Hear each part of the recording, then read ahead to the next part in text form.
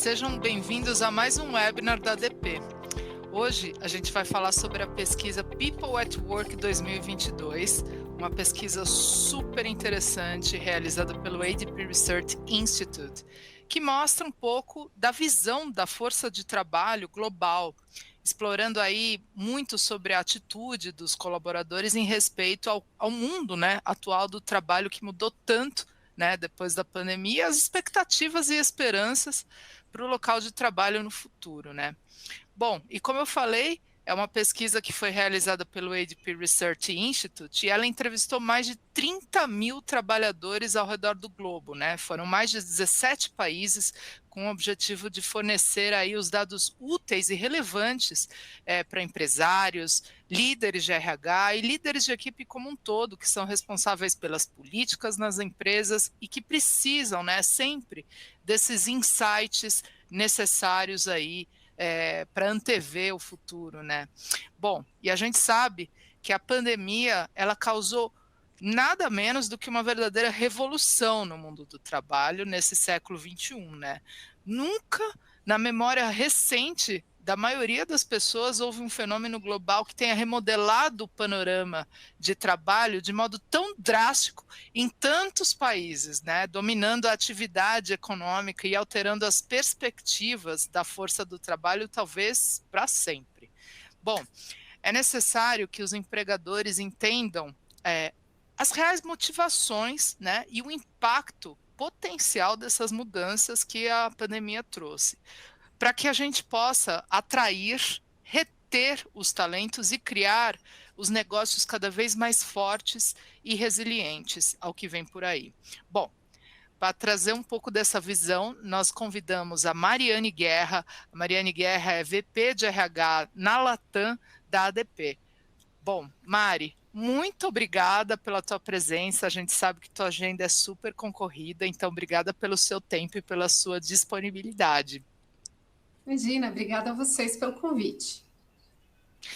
Bom, para que esse webinar seja bacana para vocês, seja o mais proveitoso possível, fica à vontade para fazer as perguntas aí na caixinha do chat, ao lado direito da sua tela, ok? Bom, agora a gente vai começar. Bem, com a pesquisa foi muito fácil identificar 5 temas principais. As 5 principais tendências: a importância da segurança no emprego e da ética nos negócios, as expectativas dos funcionários, remuneração e benefícios, saúde mental e trabalho remoto.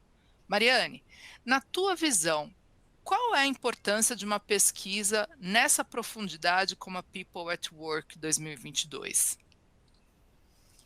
Acho que primeiro dá uma expectativa de tendência para o mercado, para as áreas de recursos humanos, para as organizações como um todo, no nosso caso para a ADP, até para a gente poder desenvolver produtos, enfim, que atendam aí essas expectativas e tendências de mercado futuras.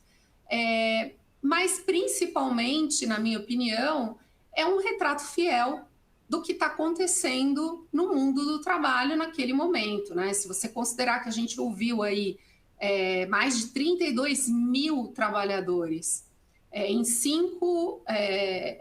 nos 5 continentes, das mais diversas categorias, empregados regulares, temporários, empregados eventuais da gig economy. Na América Latina, nós ouvimos 5 mil pessoas. Então, é um estudo extremamente robusto e que revela e claramente o que esperar desse mercado de trabalho atual e como nós, como recursos humanos, podemos nos antecipar para poder tornar esse ambiente de trabalho cada vez mais atrativo para os nossos talentos, Fantástico, Mari. Agora, eu queria um pouco da tua interpretação do estudo, Trazendo muito aí da tua experiência de mais de 30 anos, de carreira em RH, do que vimos muito aí nos findings do estudo. Por que, Mari, na América Latina e em especial no Brasil, os trabalhadores estão mais dispostos a mudar de carreira em comparação com outros locais pesquisados?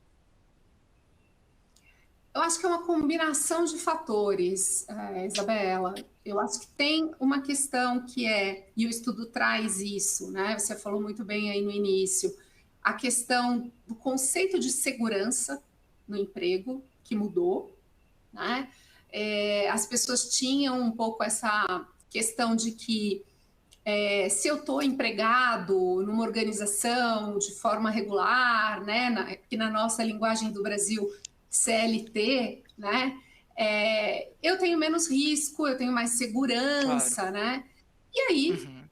a pandemia chegou e as pessoas tiveram salário reduzido, jornada reduzida, enfim, foram desligadas numa situação extremamente Sim, crítica, né? Muitos trabalhadores informais perderam, né, os seus empregos. Então, essa claro. questão de segurança, esse conceito de segurança, ele mudou um pouco.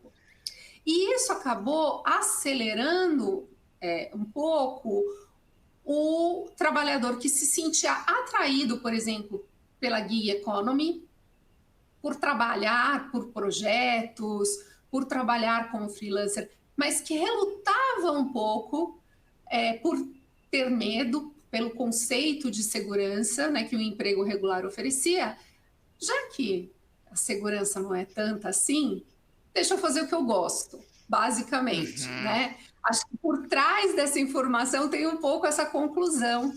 E por que na América Latina mais, né, do que nos outros países? Eu acho que os latino-americanos, em geral, são muito empreendedores.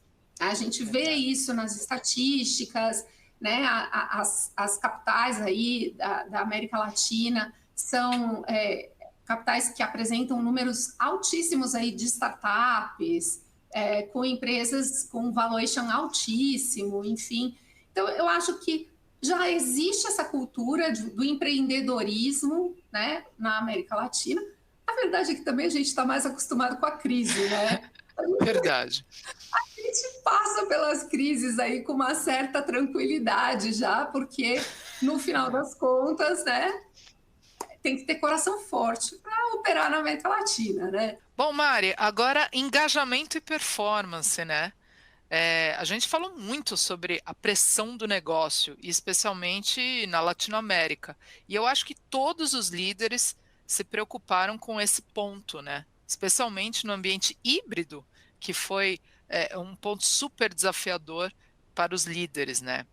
E durante esse período de pandemia foi absolutamente crucial ter resiliência.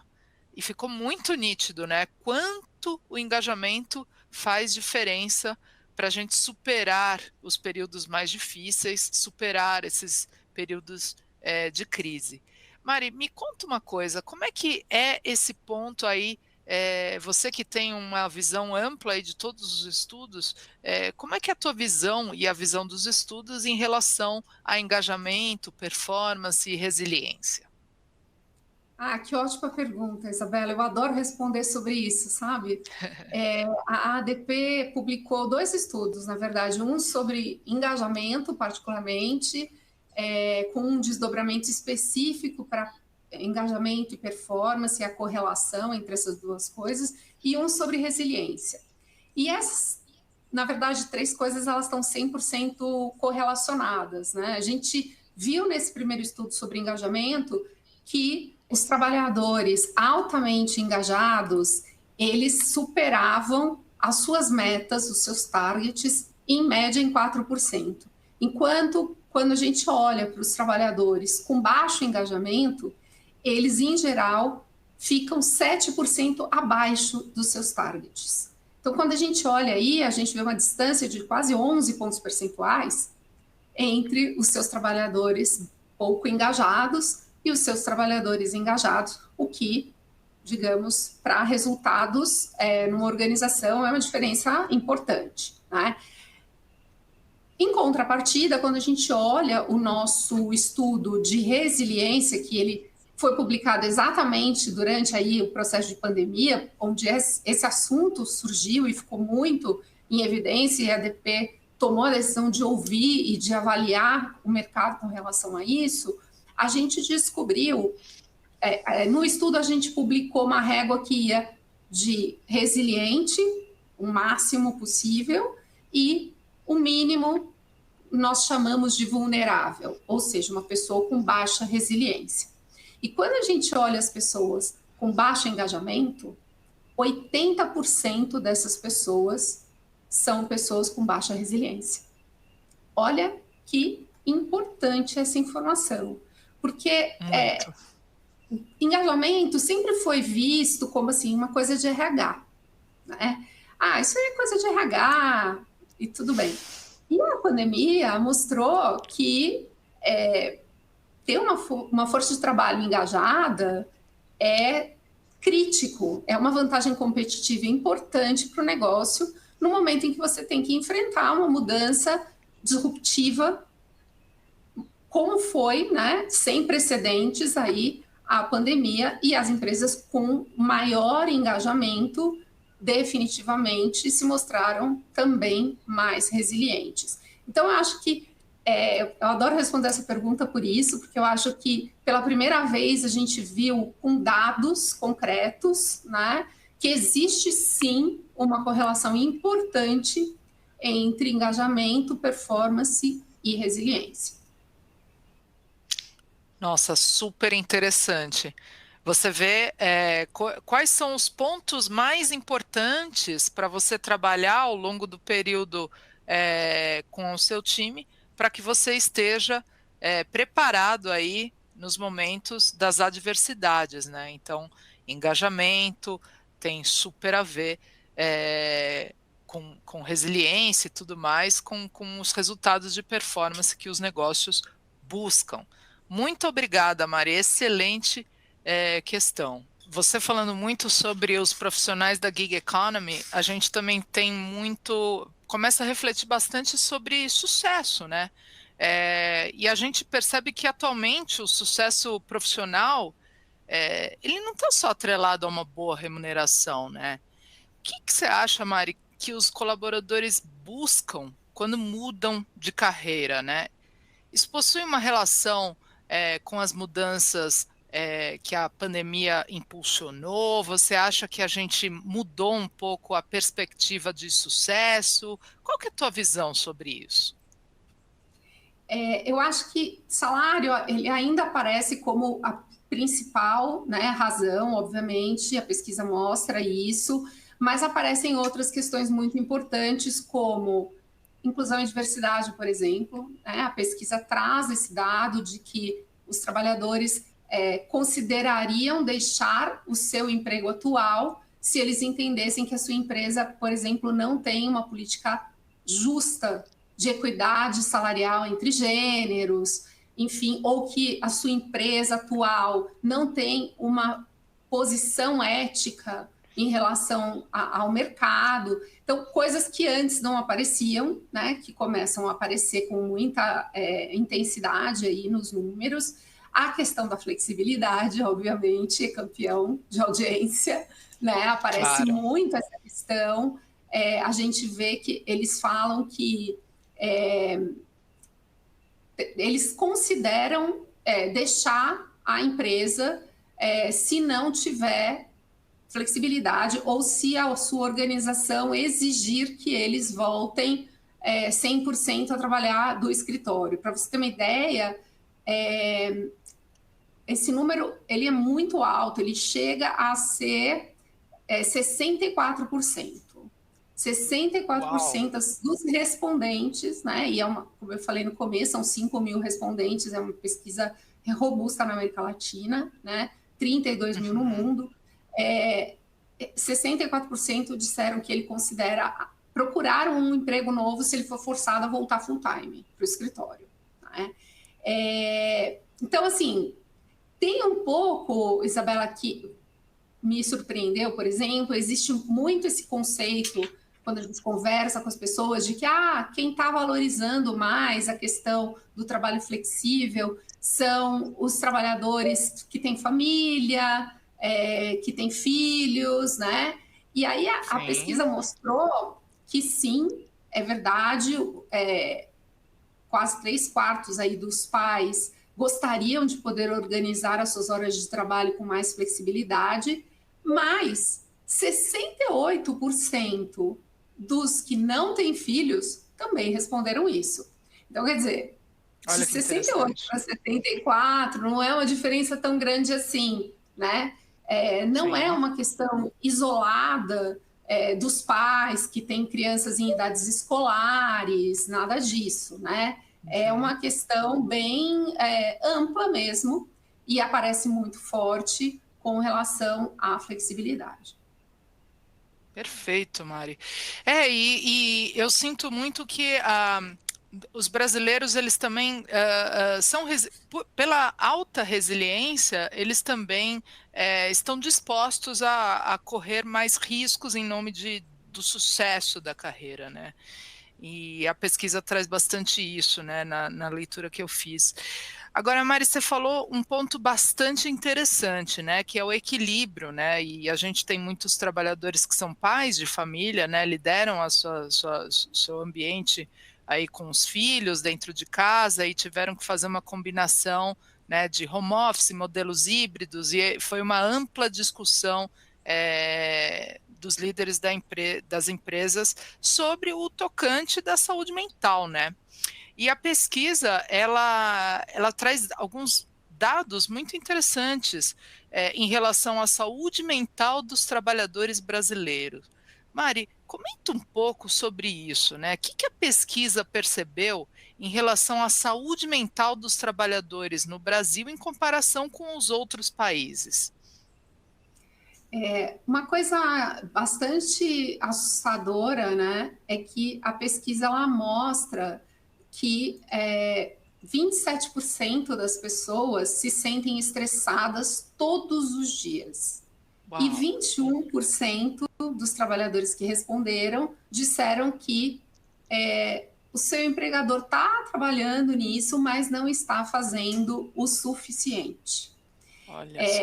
Então, assim, esse é um dado bastante preocupante, né? Quando a gente compara, Bela, o estudo feito antes da pandemia e depois da Sim. pandemia, porque a ADP faz com regularidade, né, esses estudos, a gente vê que o estresse aumentou. Uau. Um número que era 61% de trabalhadores, 62% que experimentavam algum tipo de estresse durante o trabalho, pelo menos uma vez na semana antes da pandemia, subiu para 67% Uau. para depois da pandemia. São 5 pontos Uhum. percentuais, não é pouco, né? Não é pouco. Nesse Uhum. universo, nesse volume que a gente está falando aqui. Então, além da questão específica de toda essa adaptação pessoal que as pessoas tiveram que fazer, tanto no ir para o modelo de 100% home office, quanto agora o voltar, né? Tem outros fatores. Essa é uma questão multifatorial, né? Sim. Se eu tenho duas crianças na escola e antes eu pagava transporte escolar e durante o período de home office eu deixei de pagar, é uma economia que eu fiz, é mais dinheiro no meu bolso, é melhor para minha família. Agora, Claro. eu vou voltar a trabalhar, eu vou ter que voltar a ter este custo, né? Exato. Se eu tinha uma pessoa que me ajudava e cuidava do meu familiar idoso e eu Uhum. deixei de gastar isso durante a pandemia, agora eu vou ter que voltar a gastar. Então, tem questões econômicas que a gente não pode desprezar, tem questões que aumentam o estresse, né? A gente sabe disso. As questões relacionadas à parte financeira, elas têm um impacto importante na questão do estresse.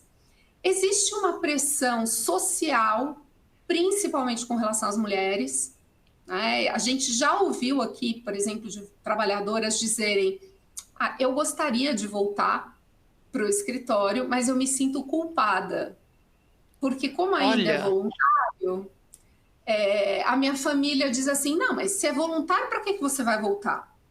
Fica aqui em casa, cuidando da sua casa, cuidando dos seus filhos.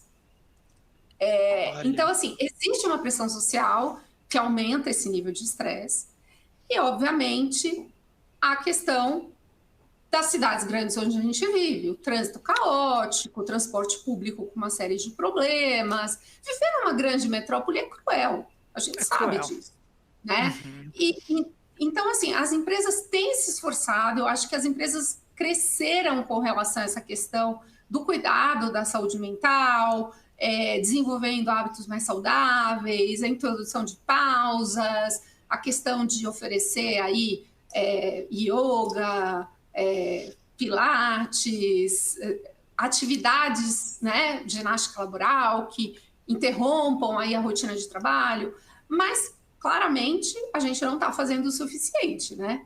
Porque 21% ainda diz que esperam das empresas uma ação proativa no sentido de promover a saúde mental do trabalhador. Não, perfeito, Mari. E a gente percebe, né, que é uma dicotomia, né, porque à medida que, enfim, a relação de trabalho mudou, porque a gente funcionou bastante bem, né, na pandemia, com as pessoas em casa, a gente também tem a pressão, né, do negócio, né, que é aquele nervo central do negócio que muitas vezes as pessoas estando ali presencialmente, a gente elimina muitas coisas, né? Como, por exemplo, gestão de conflito, o modelo de gestão a qual os líderes vão aplicar ali para os seus liderados, né? Obviamente, né, tem os impactos, né? E, enfim, eu vejo que as empresas elas têm se desdobrado, né? Especialmente os líderes de RH, e você é uma delas, né? Que é uma grande entusiasta aí do bem-estar, da saúde, né? Dos colaboradores, aplicando diferentes medidas, né? E eu vejo muitos líderes de outros setores também, dos vários eventos que a gente faz, discutindo isso, e a gente nunca tem a fórmula exata, né? Porque tem sim a pressão do negócio. E você, Mari, me diz uma coisa, como que você acha que as empresas podem contribuir efetivamente, né, para uma melhora no bem-estar emocional dos colaboradores? O que você acha? É difícil, tá, Isabela, porque existe um limite também, Claro. até onde a empresa pode avançar para não ser invasiva, né? E não expor as pessoas, enfim. Então, a gente tem tomado algumas ações que são ações que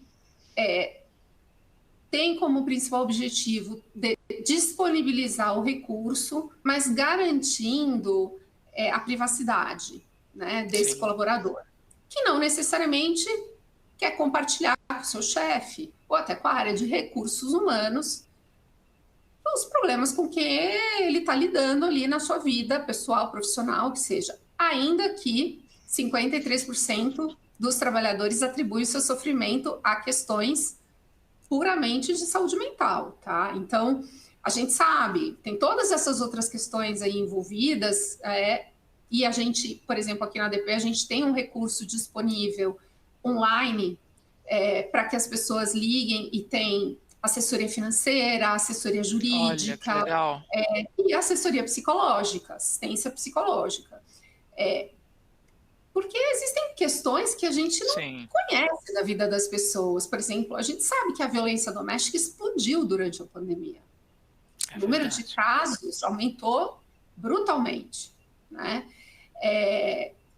E aí, eventualmente, alguém precisa de uma assessoria jurídica, de como lidar com essa situação. Ele não quer trazer esse problema para dentro da organização. É muita exposição, às vezes, né? Então, assim, é muito importante que as empresas, na minha opinião, tenham uma abordagem mais holística com relação a essa questão da saúde mental, né? Porque, às vezes, as empresas estão muito focadas, não, eu vou oferecer psicólogos, apoio psiquiátrico, e isso realmente é muito importante, não estou desmerecendo, acho que é importante. Mas não é só isso, né? A gente precisa olhar para essas outras coisas também, né? Você falou muito bem da pressão do negócio. A pressão do negócio é um reflexo da situação de mercado, né? De uma inflação que está subindo, de mercados que estão mais recessivos e que estão gerando desemprego. Nós vimos durante a pandemia muitos dos nossos colaboradores que só eles eram o único cônjuge que trabalhava naquele momento. Só. O marido ou a esposa tinham sido demitidos, né? Então eles estavam ali segurando o orçamento da família sozinhos, né? E tudo isso contribui para esse estresse. Então, acho que cada vez mais as empresas têm que olhar para esse todo para conseguir, de verdade, abordar essa questão da saúde mental, porque não dá para trabalhar numa direção só, né?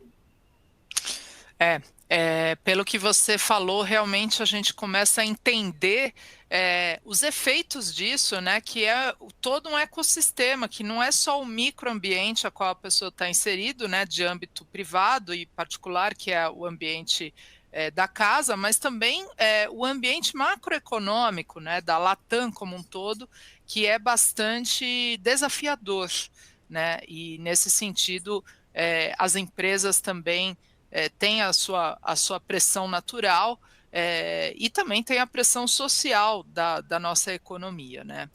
Muito legal, Mari, adorei essa tua resposta, ela foi bastante ampla, né? Acho que ajuda, inclusive, aos líderes de empresas multinacionais, né, que acabam tendo múltiplos reportes que muitas vezes não entendem essa pressão a mais que a Latam carrega, né? Muito interessante.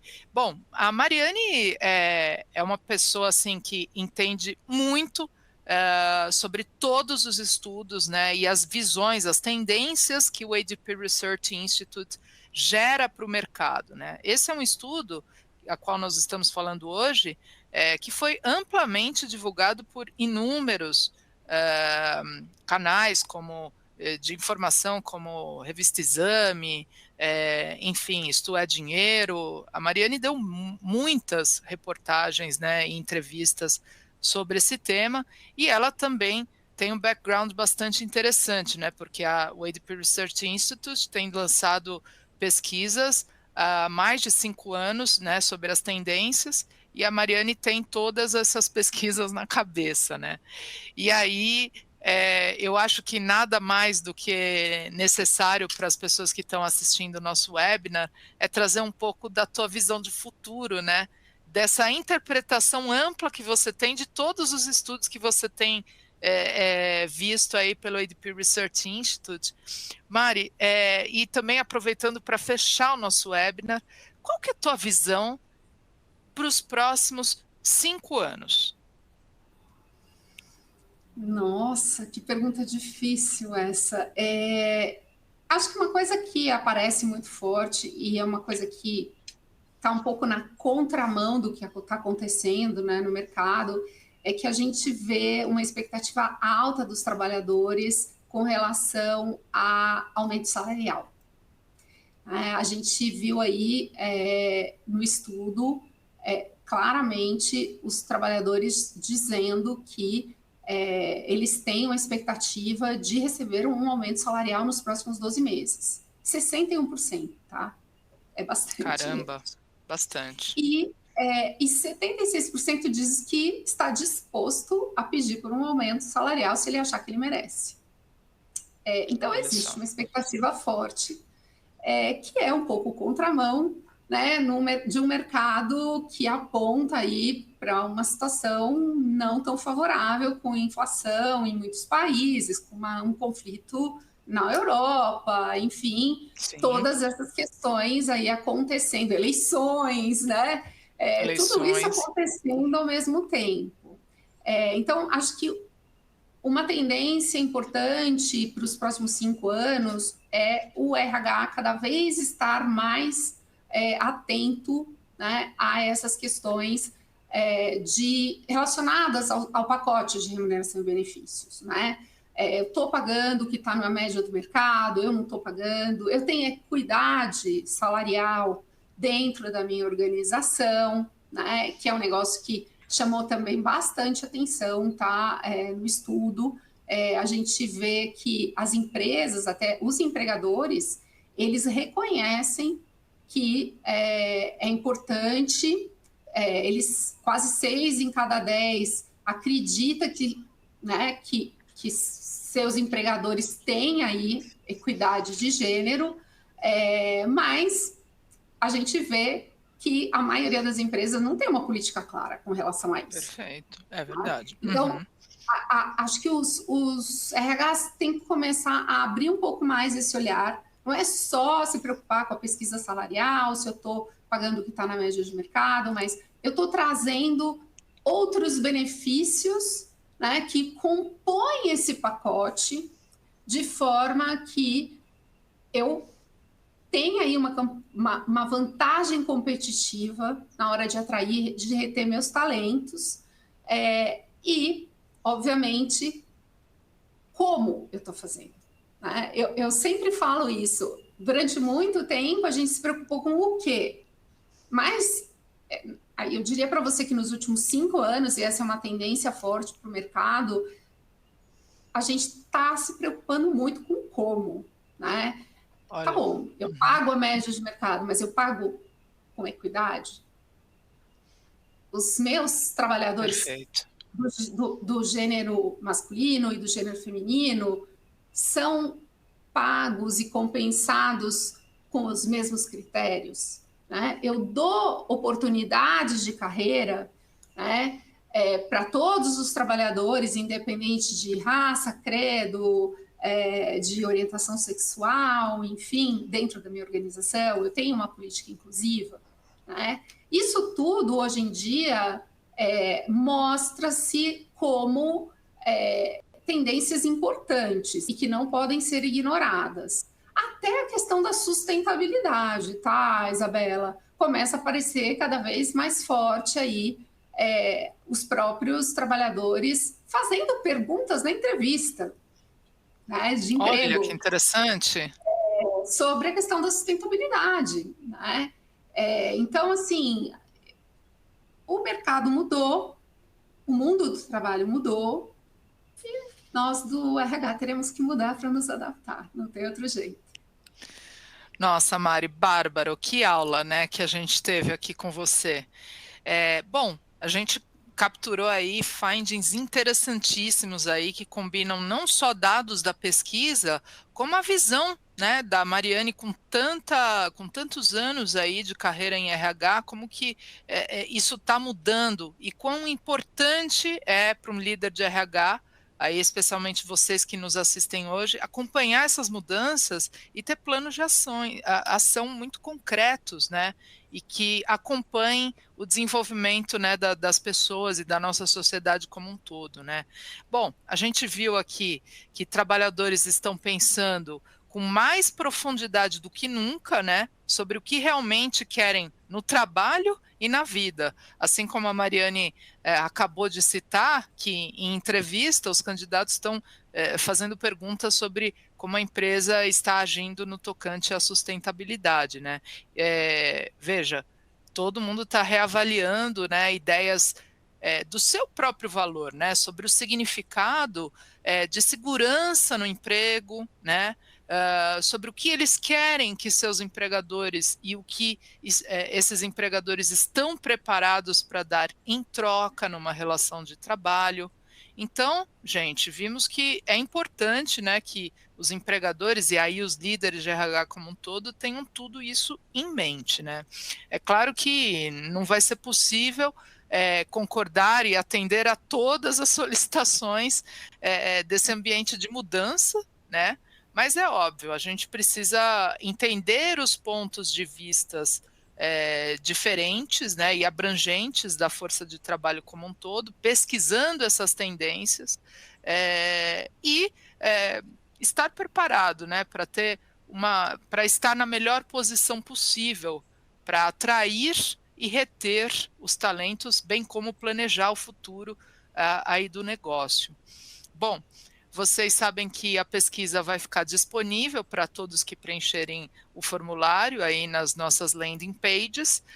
Eu espero que vocês tenham tido, assim como eu tive, um momento muito interessante para a gente ter abrir um pouco a cabeça, né, e contribuído com vocês com esses insights super bacanas, né? Bom, eu queria agradecer a Mariane Guerra, nossa super convidada. Muito obrigada, Mari, pela presença. Eu agradeço, viu? Imagina, obrigada a você, foi um prazer estar com vocês. É sempre ótimo falar sobre os estudos aí da ADP. É um instituto de pesquisa aí que tem uma capacidade muito abrangente em termos de trazer informação, e eu acho que pode ajudar bastante os meus colegas também, assim como me ajuda aqui ter acesso a esses resultados. Bárbara, Mari, olha, agradeço muitíssimo pelo espaço aí da sua agenda que você nos cedeu e fica aí disponível. A Mariane Guerra é uma porta-voz aí do ADP Research Institute para toda a Latinoamérica e foi muito legal estar com vocês. Eu espero que vocês tenham tido um bom momento como eu. Muito obrigada e até lá. Tchau.